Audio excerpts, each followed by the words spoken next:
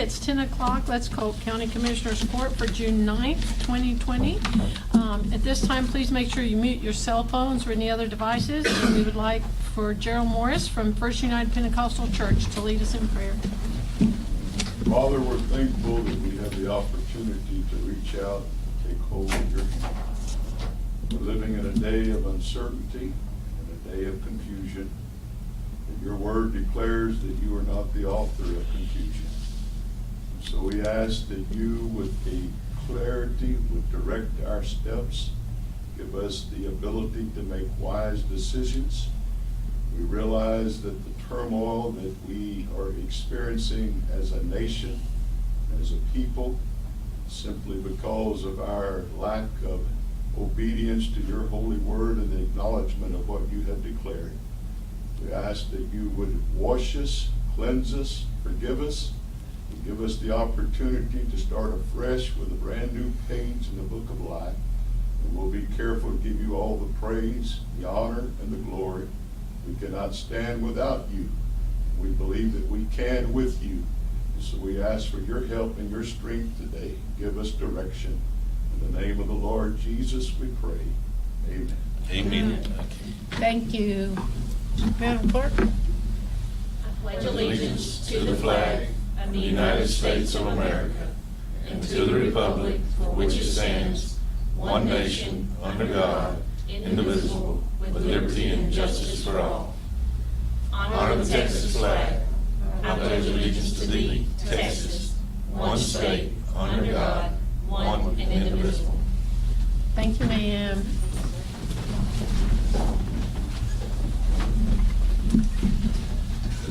Okay. Item number 2 on the agenda, public comments. Anybody signed up? Okay, item number 3, informational reports. I do not have any informational reports at this time. Courtney? Good morning. Just want to cover this one thing. For the tornado disaster that occurred on April 22nd, we did not receive a federal disaster declaration for FEMA assistance. We just didn't meet federal thresholds for damage. However, we did receive a SBA declaration for Small Business Administration disaster low-interest loans that will be available to homeowners impacted in Polk County by the tornado and also businesses. The SBA has established a virtual disaster loan outreach center to answer questions about SBA's disaster loan program, explain the application process, and help each individual complete their electronic loan application. This virtual outreach center is open Mondays through Fridays from 9 a.m. to 5:30 p.m. and they can be reached by email or phone number, and we have posted that information on the Emergency Management Facebook page, website as well, and push this information to local media for publication.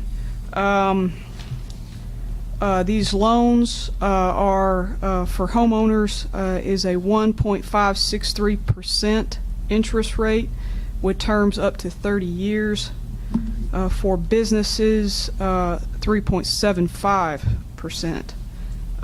Residents, if they feel comfortable enough to go ahead and make application on their own without contacting the virtual outreach center, can do so by applying online at disasterloanassistance.sba.gov. I want to make it very clear that there is a deadline for homeowners to make application for property damage, which is July 31st. So we want to make sure that our residents take full advantage of this opportunity from the SBA. And the deadline for businesses to apply for economic injury from the disaster is March 1st, 2021. So that's all. Thank you. Anybody have any questions for Courtney? Got a report this morning from Justin Baker with the debris pickup. He said they're at 484,418 cubic yards of just vegetation hopefully within the next week and a half to 2 weeks, they'll be able to start on C and D. So people will just continue to be patient. There's all kind of rumors out there that it's going to be another 6 or 8 months, and don't see that happening. So They were talking to me around here yesterday, and Bud was saying he was hoping they get through by July the 4th. That's just what he said. With vegetative? or I with would all like that? to solicit your support, though, to with TxDOT on possibly making a second round. Okay, The problem that we're having is that a lot of the people, now that the COVID deal is kind of starting to come to an end, they're having to go back to work, yeah. and they can't always be up here getting debris to the edge of the road. Number one, there was too much on the side of the road, and they're just now getting to the first pass in some places, and so the people are hustling to get stuff back out to the side of the road, but TxDOT's not necessarily wanting them to go back and pick up some of that stuff. So Okay. I was told that while they're picking the debris up, if there's somebody there pushing it while they're picking it up, they'll stay there and get it all. But if not, if there's nobody there, they don't want to come back. Okay. So We'll talk, we'll call Cheryl. Just one other thing on the SBA loan opportunity. Private nonprofit organizations are also eligible for SBA disaster low-interest loans at a rate of 2.75%. Okay, so that might affect some of the churches out there. Yes. Okay. Thank you, ma'am. Any other questions or comments? Nope. Okay, new business consent agenda. You have addendums on B.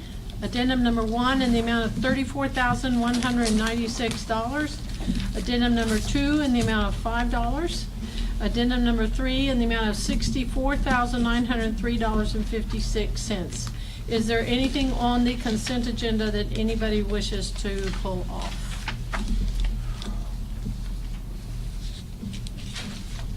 motion to approve. Okay, motion to approve, Commissioner Vincent. Second. Second, Commissioner Overstreet. Any questions or discussion? All in favor say aye. Aye. Any opposed? Motion carries. Item number 5, consider approval of personnel matters as follows. A, review and consideration of personnel action form requests submitted since the last meeting, a review of any authorized emergency hires. We had 2 emergency hires. That was 1 in the treasurer's office and 1 in the jail, and all the preliminary listings for the PAFs were in your packet. Motion to approve. Motion to approve, Commissioner Willis, second, Commissioner Purvis. Any further discussion or questions? All in favor say aye. Aye. Any opposed? Motion carries. Item number 6, consider request for revisions and amendments to the budget as follows. A, the FY 2020 budget revisions and amendments as presented by the County Auditor's Office. Again, a copy of those proposed revisions, 2020-14, and amendments, 2020-14A, is included for your review. So moved. Motion to approve, Commissioner Purvis. Second. Second, Commissioner Willis. Any further discussion or questions? All in favor say aye. Aye. Any opposed? Motion carries. Item number 7, discussion relating to county drought status for any consideration to regulate fireworks during the 4th of July fireworks period. For your review, we included a copy of the Texas Association of Counties correspondence regarding the regulation of fireworks for the 4th of July period. At this time, we're not in a designated drought area. Courtney, do you have anything you want to add to that?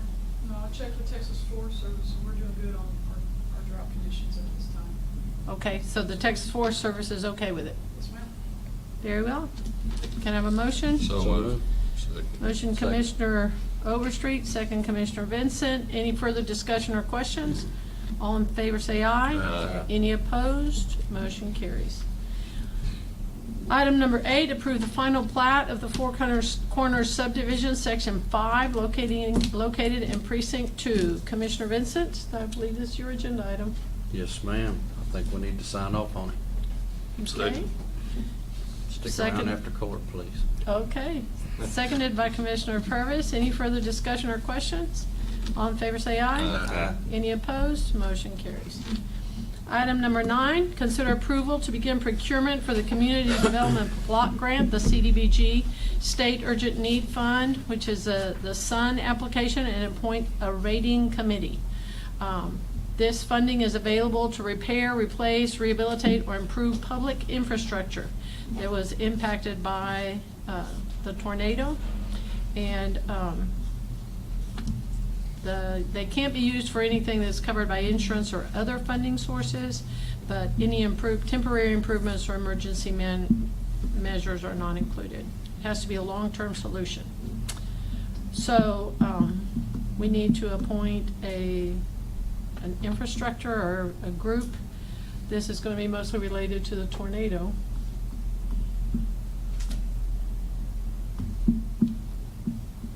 I think you're a candidate, Commissioner Vincent. I'm in. I think we have two candidates over there, honestly. We're in. It's in their areas. Shouldn't even have to wait till August I'll 4th. make that motion. Okay, so Commissioner Vincent has been nominated, Commissioner Purvis has been nominated, and then Courtney, I guess someone from your office, we'll just say emergency management, not a specific person. Would you like for Jessica Hutchins, for the grants coordinator, to be on that committee as well? Yes, ma'am. Sounds good. Somebody needs to know how to write it, so. Well, Yeah. obviously. Okay, so we have Commissioner Vincent, Commissioner Purvis, Emergency Management, and our Grants Coordinator. Anybody else? Okay, I think that came as a motion from Commissioner Overstreet with a second by Commissioner Willis. Any further discussion or questions? All in favor say aye. Aye. Any opposed? Motion carries. Okay, item number 10, discussion and any necessary action regarding the FY 2021 employee benefits. The annually determined contribution rate for the Texas County and District Retirement System. A copy of the TRS information was included. So if you look at your summary, your plan customizer summary, basically we have the current plan, which is your first line. Somebody's playing that.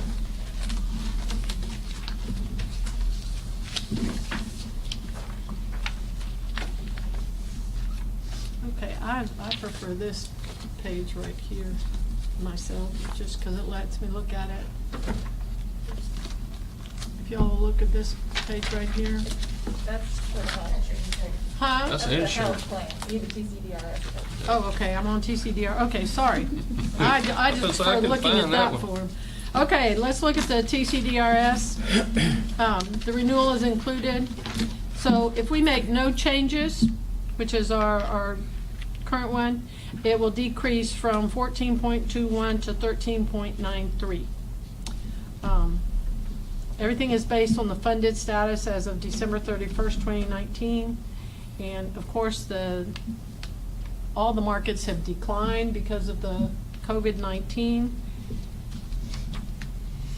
So this was, we built in a contribution of 14.21 into the FY 2021 budget projection, which increases our required payments to TCDRS by $24,700.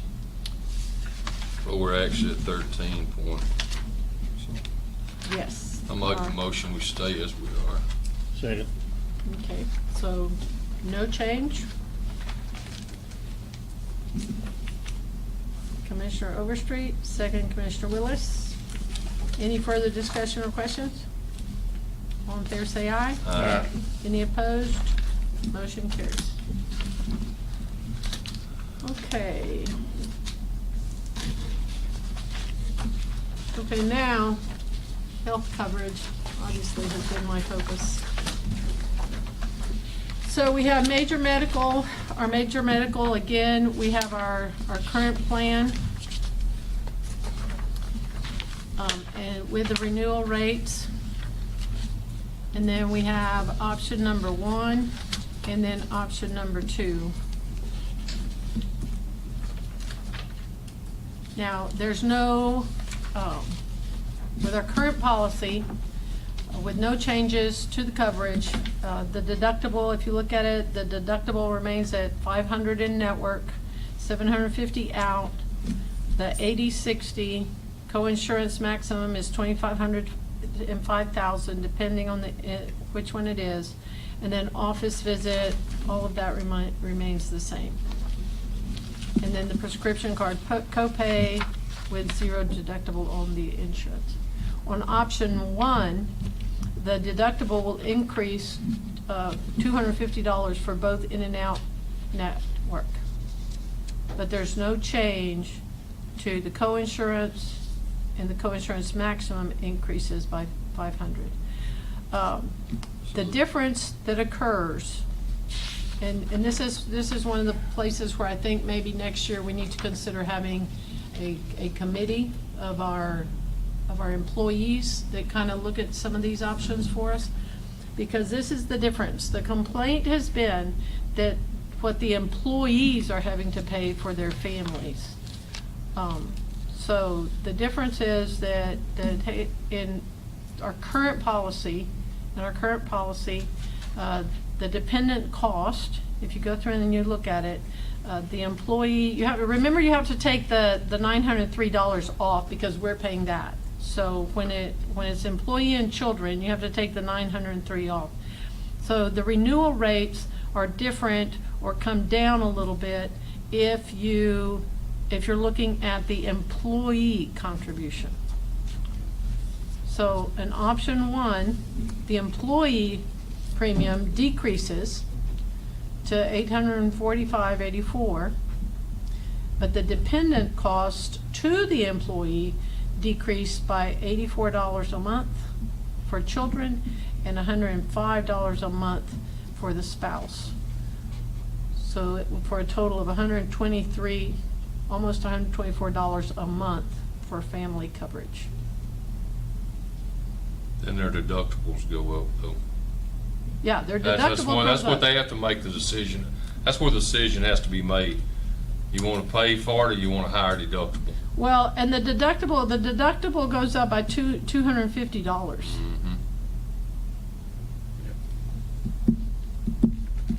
And the emergency room. And so you're back to that, that employee with kids is going to save some money. But the employee that is going to use the services, then their deductible is going to go up. Yep. Same coverage. Yes, sir. Yeah, same. Yes, sir, it's coverage. exactly the same coverage. Just different deductible.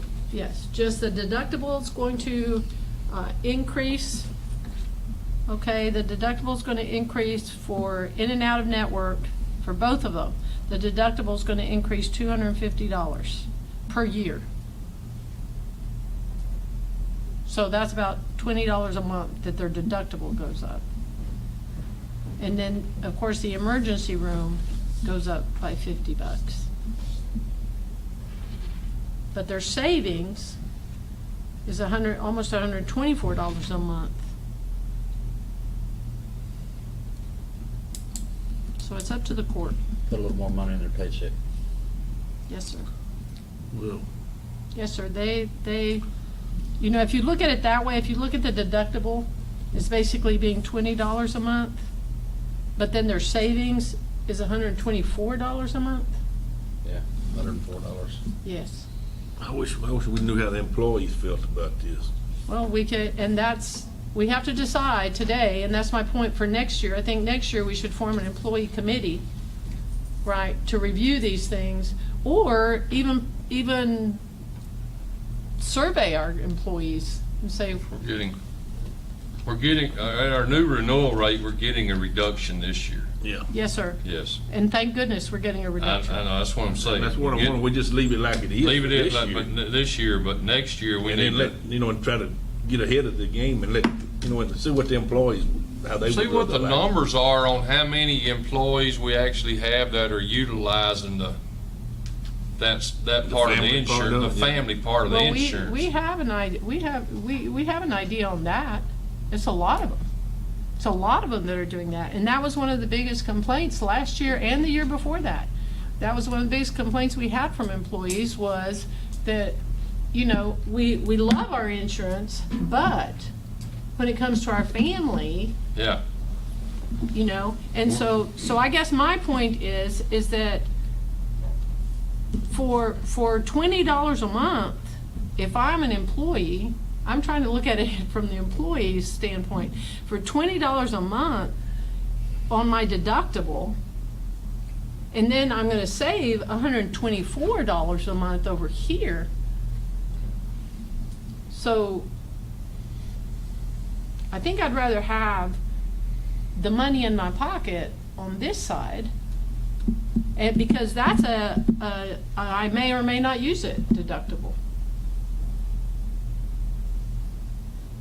And within 3 or 4 months, I'm gonna be able to pay for that deductible and still have the money in my pocket. Yeah, I mean, I see it, but I mean, I don't know, when you go changing this insurance, people sure get testy about it. Well, this is. What do you think, Adrena? I mean, you hear from them more than we I do. agree with what she's saying. I really think we do need to probably do a survey, and kind of get people's opinion. But a lot of them now, the ones that have discussed changing or getting other insurance, I've sent to like a third party to let them kind of compare to see what the cost is. Even though it is high, the coverage is way better than what they're going to get as a third party. They're going to be paying a high deductible plan. That's what most employers are going to now. So it's just something we're just going to have to weigh out over time. I mean, Well, I mean, I agree. getting their opinion is probably going to be the best step in the right direction. And the problem is we can't do that this time. Right. Because we have to decide now. Okay, but now, say if they wanted to go back the other way, could we go back the other way next year, or are we locked in? No, sir. No, you Next can't year- go back grandfathered. You can stay non-grandfathered and leave your plan the same to where you don't have to make any changements, and it'll just be another renewal just like this is, where everything's exactly the same. You just can't go back go back grandfathered. We have to stay non-grandfathered. You can't go back to the current policy next year if that's what everybody wanted to do. That's what I'm saying. I don't know, that don't matter to me. Well, I just think that it would be a savings for our employees. Yeah, I mean, I see that. You know, no matter how you cut it, it's a savings for our employees. Since we have to make a decision today, it seems like option one is probably our best deal. And Yeah, I then- think they would benefit. And I think probably next year, if there's some other options that come up, we need to address those and talk to the employees too. So I'll make a motion to go with option one. Okay. Okay, so option 1, and did I have a second over here? Commissioner Vincent, second. Any further discussion or questions? All in favor say aye. Aye. Any opposed? Motion carries. Okay, thank you. Item number 11, 2021 budget development. I know you all have all been looking forward to this. Okay, everybody should have their budget preliminary. Okay, keep in mind that this is all preliminary information. So we'll do like we've done in the past, just kind of go through and look at each one. Okay, Kira, you can get us up? Okay, that's, all of you all have this in your packet, so you can look at it. That, so that everybody else can look at it if they're interested. Okay, so if you look at it, you have the preliminary information, which is in the yellow column right there. On this one, we have not gotten the information from the comptroller in terms of rolling stock. And so this is based on estimates that have been given, but it has not been certified by the comptroller. Hopefully the comptroller will come back and say that number, that 3 million, is going to be a whole lot higher than it is, because that's a huge decrease, or that's a huge change in terms of our rolling stock. So we're waiting on that. So as you all know, just like any other budget year, this is kind of a work in motion. As we receive information, then we add it or delete it or move it around. So at this time, those are some of the estimates that have come our way, and that's based on market conditions. Okay, if you slide on down, the calculating the budget estimates for debt service fund rate, the lowest possible number we can go on that is, based on the legislation, is 99.22. That's our collection rates. Because in the past, our collection rates have been pretty good for debt service, so that's the lowest we could go on that in terms of our estimates. Okay, we also have an estimate from the CAD. Keep in mind that they're caught in that same legislative crunch we are caught in. The CHAD, the appraisal district, will not have their final numbers until July 27th.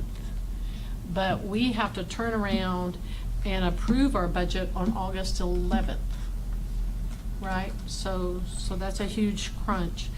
So at this time, we're just kind of putting that estimate on there, which is the same as last year. And just so we have a working document as we move forward. Okay, so what that means for us is that on July 27th, which is the deadline for the appraisal district, we should be able to receive those certified values from then. And then we have our hearing on August the 4th, which is when we will determine the tax rate. And then on August 11th, we must approve the budget,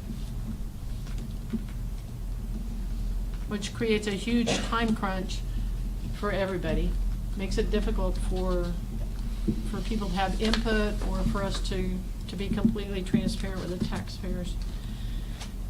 Okay, so if you go down to calculating the budget estimates for general and road and bridge fund rates, we went to 95%, and that was based on the current circumstances and the market.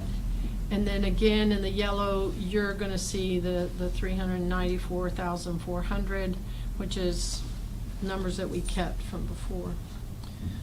Okay, at the bottom of that page, you have the tax rate distribution with our current tax rate of 0.6461, which is our total rate, and going with the same distribution numbers.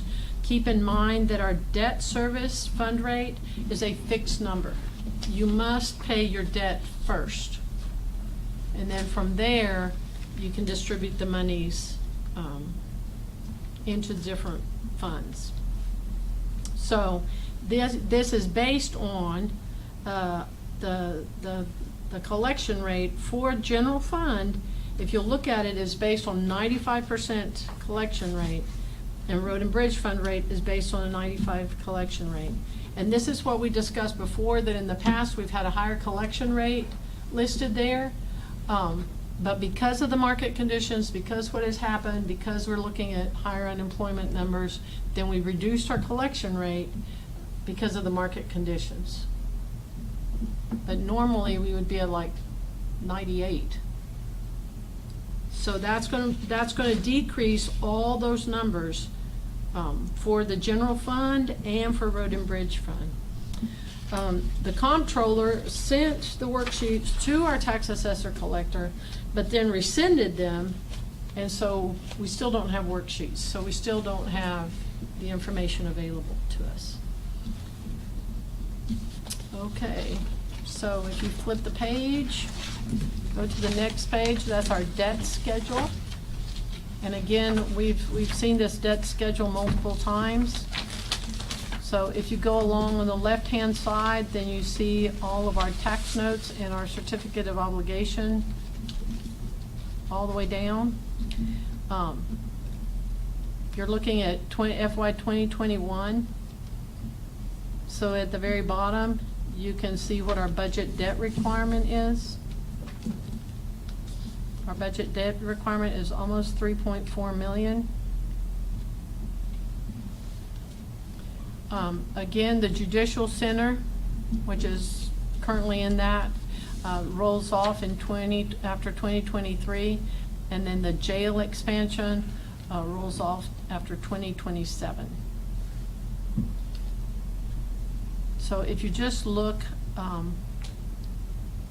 if you compare where we are right now, 2021, to what, if we did not incur any more debt, then the difference between 2021 and 2024 is over $1 million in terms of debt obligation change difference.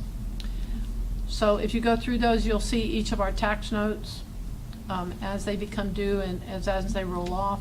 And keep in mind that in 2017, we had no tax notes, because that's when we received the back payment. Remember the accumulated back payment from IAH? And so we approved capital projections, but we did not issue tax notes for them. Okay. Are there any questions on that page? Okay, the next page is approved annual capital purchases by department. So you can go through and see what the capital purchases were by each department. There's a couple of things that need to be clarified, or just you being made aware of it. If you look at judicial for 2019, that is Odyssey. So we placed it under judicial, but that is that program impacts the district judges, the county court at law, the district clerk, the county clerk, everything that is related to judicial. But since there was no way to split that all out amongst every department, then we just put it under judicial. So that's $754,881. That's Odyssey. The previous year in 2018, the county clerk, those are voting machines. And those basically, most of what comes through the two clerk's office, through the district clerk and the county clerk, most of those are mandated legislative requirements. Okay, so then what we did is we just we total, so the first line is basically the total that is over the last 5 years, so 5 or 6 years, you know, all assimilated, accumulated together. So keep in mind 2016, if you look at the very bottom, you see the total for each year. 2016 was that deficit year when we were scrambling, and we only had $38,000, a little over $38,000 in capital projections. But since then, in 2017, we had a little over $613,000 in capital projections that we had debt on, or actually that's when we agreed to them, but then we paid for them through IAH. Then the next year we had over $962,000, and then last year we had $1.5 million. But that's a little skewed because you did have the large Odyssey in there. And then in 2020 we had over $832,000 worth of debt issued in tax notes. So that just kind of gives you a visual. Okay, if you go to the next slide, then what we did here is we basically did a bar graph so that you could see each department and the expenditures. Now keep in mind that these are only capital purchases. And another thing too to be said in terms of Odyssey, I know that we had some back and forth concerns about Odyssey, but we were thankful that we got out when we got out, because now Net Data actually does not provide some of those services that our clerks would have needed just to function in their daily operations. And so that become a, whew, thank goodness we got out of that business moment for all of us. Okay, the next page kind of shows you the staffing patterns. If you will recall, when we did our salary survey, part of it was to try to get things a little bit equalized. Also, one of the goals was to get ourselves back to the previous staffing pattern for each department. We still have a couple of departments that are not at the previous staffing pattern, but we're pretty close. And that being said, personnel is obviously your biggest expenditure that you have in the budget. So if you look at 2015, we had 195 employees, and then that was our total payroll. And then in 2016, we increased the number of employees, and then you start seeing where the salary survey starts kicking in. Okay, so the difference that has occurred in our payroll, okay, the increase that has occurred in our payroll over the last 6 years has been almost $1.5 million.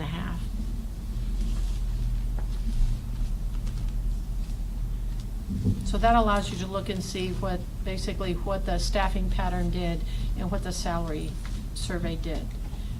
In some of those cases, you also had an increase in the number of personnel in those departments.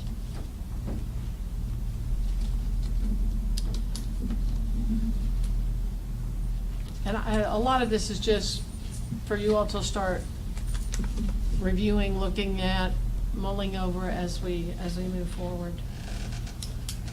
Okay, the next thing that we compiled was travel and training. Since we are looking at a shortfall this year, then we need to start looking at places where we would reduce our expenditures. Because we are going to have a shortfall in revenue, we know that. We know that not only are we going to have a shortfall in revenue, but the potential of it carrying over into next year. We probably would do okay this year, but we would be in trouble next year. And so we know that this is going to be probably a 2-year, maybe a 3-year cycle. So we need to start paying attention now. Okay, so then we listed the travel and training, which is, we gave you the budget and then the total activity for each year, just so that you could take a look at it. Obviously, if you look at 2019, 2020, then the activity is low because there have been a lot of workshops, a lot of conferences that were canceled, and so people did not attend. One thing is that even though workshops have been canceled, people have not been able to attend, and they're trying to get people to move more and more into video conferencing or doing things like that. There's not a whole lot of availability, and at the same time, the governor has not released any of us from having to get all of the required hours. So there's no slack there. On this page here, on the JPs, is this their annual travel, or is this just travel and training? No, this is travel and training. Travel and training. Yes, sir. So This is separate from vehicle allowance. This is Okay, not a okay, vehicle okay, allowance. okay. No, this is not a vehicle allowance. This is travel and Yeah, training travel, yeah. across the board for everybody. Okay. And so if you're looking at the JPs, okay, if you're looking at the JPs, then a lot of that's going to be dependent on the number of people in their office. Okay. And also where they are in terms of level of knowledge. Yeah. You know, if you go down and you do kind of the same thing, you look and see, okay, what does each department need? But if it's a new elected official, then we try to provide them with additional monies. Okay, then that gets us to page 1 of 74. So I'm going to do like I've done in the past. I'm just going to kind of say which page, and then we'll take a look at it. So if you look at page 1 at permits, which is line number 321-2100, We increased that line item, and we increased the next one because that's our commercial life safety.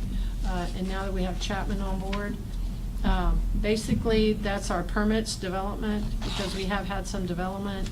And we went through and looked at kind of what our averages look like and tried to get that in line.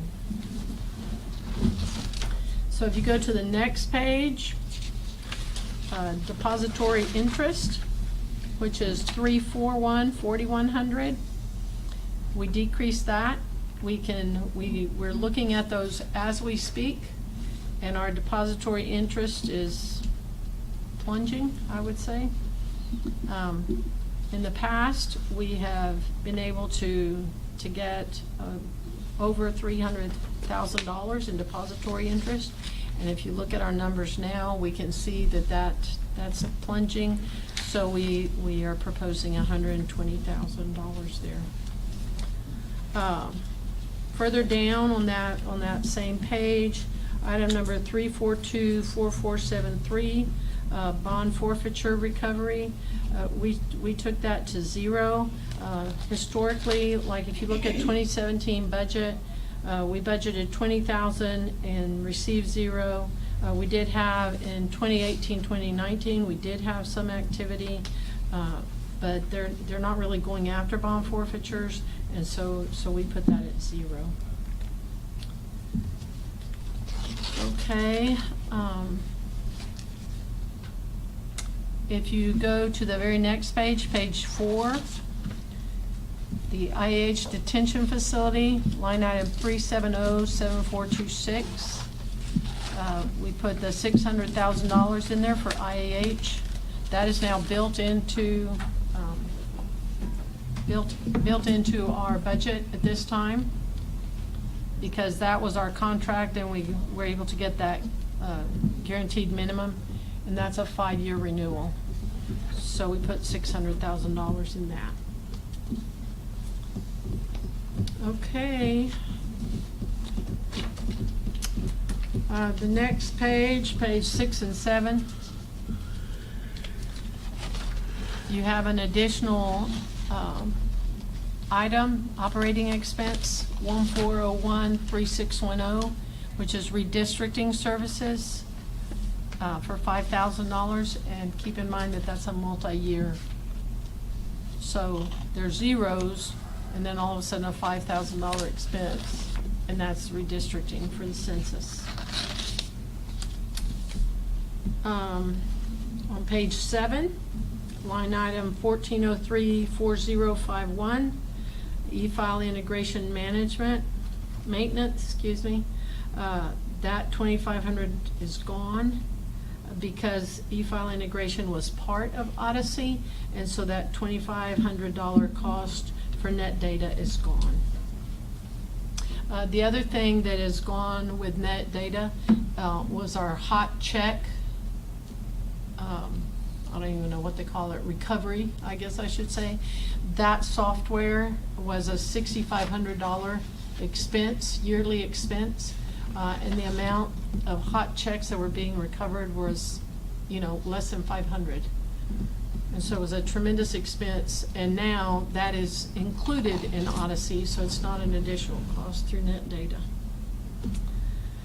Okay, the very bottom line on page 7 is your election expense. The clerk is expecting larger numbers, so we took that number up. And that's due to all the additional things that we've got to provide now for. That does not include, that is just your straight election expense. Okay, that does not include anything that we are having to do that is COVID-19 related, that is related to anything else.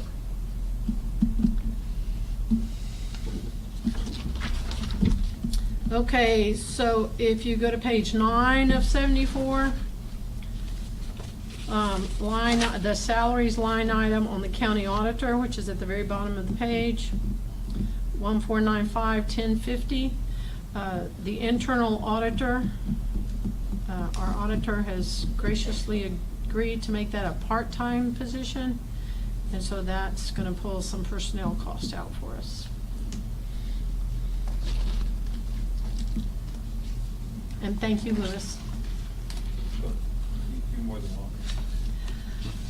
welcome. Okay. Okay, flipping several pages, page 24 of 74. House arrest monitoring, we took that down, mostly because it has not been utilized. And then the Veterans Treatment Court, we left that in there. Even though they have not gotten started with it, in the event that they should be able to crank it up this year, then we would like to make sure that the monies are available.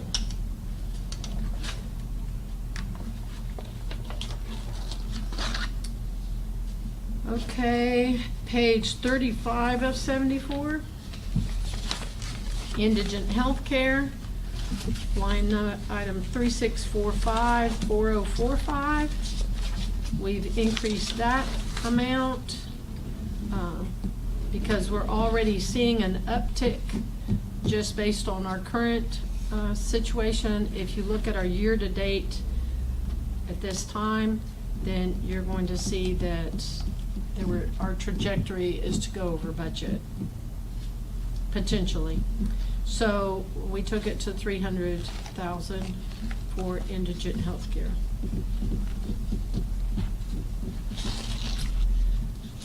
Okay, the next page.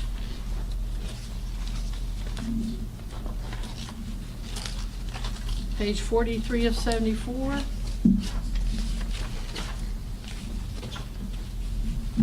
The transfer to the Health Trust Fund, line item 87000830. If you will look at the activity, if you will recall, this was the trust fund the Health Trust Fund, where we were funding as we go and got way behind. And so, we were trying to catch up our payments, and so had increased the funding, because we have an obligation to our former employees to provide them with this service and to continue the service. However, the amount that we originally had put in here was the 627,000, but some of that is probably going to have to go down given the amount, given where we are right now in terms of the market.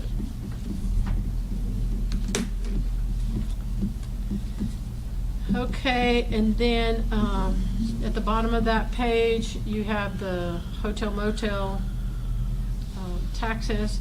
Our collections have been ticking down.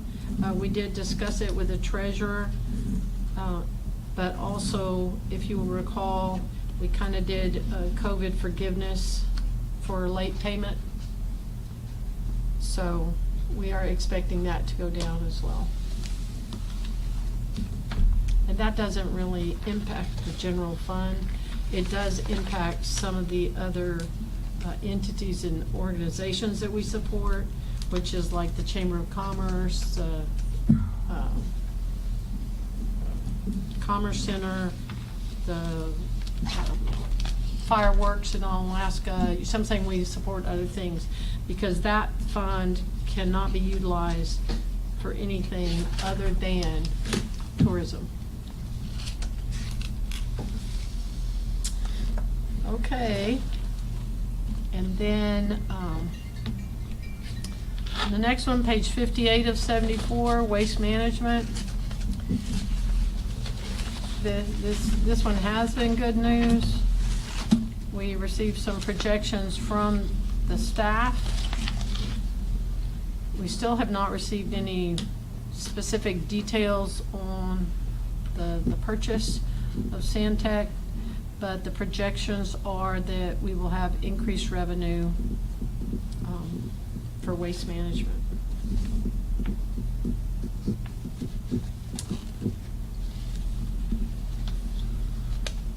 It's a lot.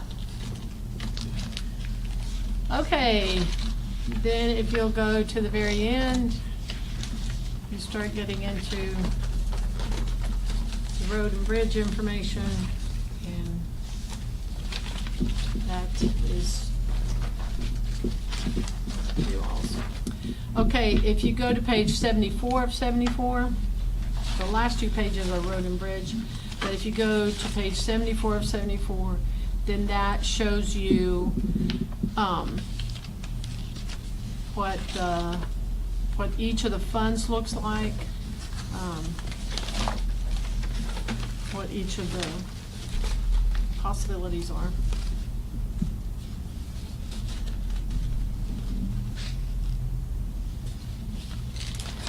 And then the last 2 pages, 75 and 76, is road and bridge calculations, portion of the debt, and precinct funding. So if you look at the top of the page, you have your base funding for all precincts, and then each precinct's portion based on the allocation. And then the adjusted estimates, and it results in, because of those collection rates and because of the decreased projected tax revenue, with no change, it comes out to a minus $146,767. And that's a decrease from last year.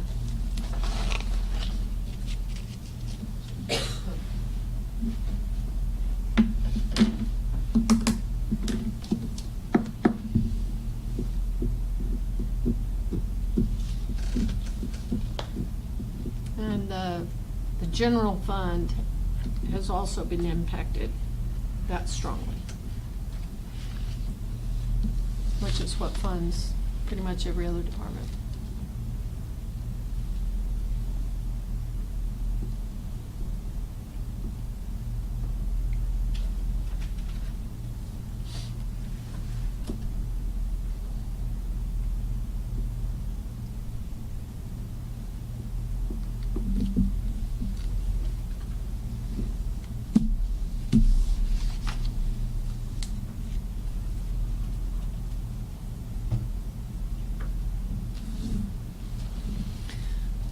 Okay, as usual, I know this is a lot of information all at one time. And so go through it, review it. If you have any recommendations, if you have any suggestions, questions, then please let us know.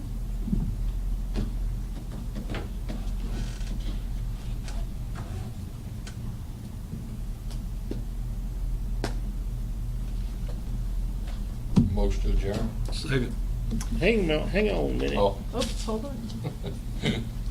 You and I talked the other day about this deal with environmental officer and the condemning these buildings and so Yes, sir, forth. your nuisance abatement, we reviewed it and we sent it to all of you all, and we put it on the agenda for next. For next time? Yes, sir, Okay, yeah. So we're good to go on that. all right. Everybody should have received that, right? Yeah. Okay. Yes, ma'am. Okay. Motion to adjourn. Second. Motion to Third. adjourn. Let me get out of that depressing budget document. It ain't that bad. 10:53. What time is it, ma'am? 10:53. Okay, thank you.